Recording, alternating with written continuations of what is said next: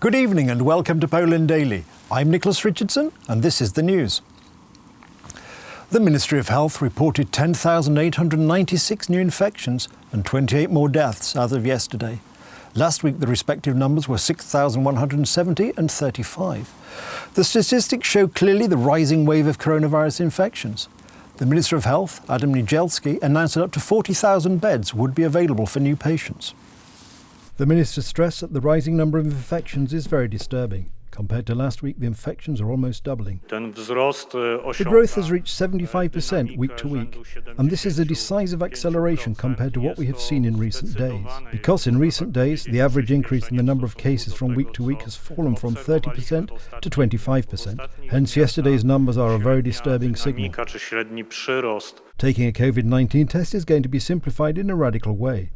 No longer will it require a doctor's prescription. All that will be required is to complete an online form at the gov.pl website. The Health Ministry hopes that this will relieve the pressure on primary healthcare units.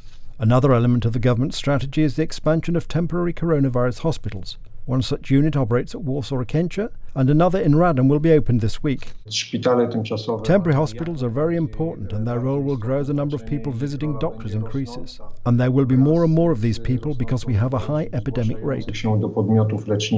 According to data from the Ministry of Health, over 18,500 COVID beds are currently occupied, and 2,000 patients are using respirators.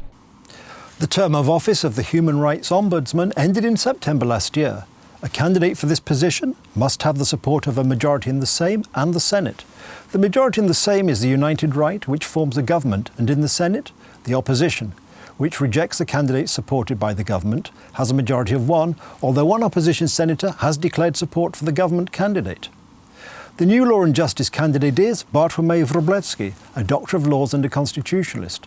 The opposition has already announced that it will not support his candidacy. It is a great responsibility, according to Article 208 of the Constitution, for guarding the rights and freedoms of a person and a citizen when they are violated by public authority. I am prepared for this function because of my education, because of my professional work, and because of my social experience in serving other people. The Minister of Defence, Mariusz Błaszczak, has announced that the Navy will receive 3 new frigates. These will be very heavily armed missile ships. The decision was made after years of deliberation when the military chose between used submarines and surplus Australian ships. The new ships will be built in Polish shipyards. We are starting the procedure for purchasing 3 coastal defence ships, Miecznik. I signed the relevant documents. Each of the ships will have a firepower greater than the naval missile unit used in the Navy.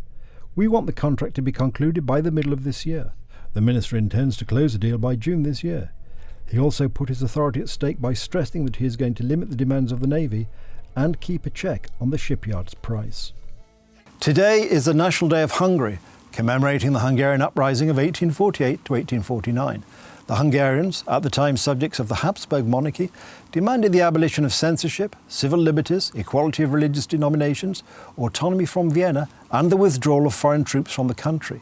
The uprising was supported by Poles. Polish General Józef Bem even commanded the Hungarian army. The mutual sympathy between Poles and Hungarians is over 1,000 years old. It is a phenomenon that for the 1,000 years of Hungary's presence in Europe, and despite being such close neighbours, we had practically no conflicts. Poles liked Hungarians with reciprocity. What's more, it was not only sympathy but, as Viktor Orbán emphasised, the bond is built on the common interests of both nations. In 1846, when the Hungarian uprising arose, Poles felt that both nations once again had common goals. That is why many Poles fought for the cause of Hungary, but also for the cause of Poland. And these common causes are still relevant today.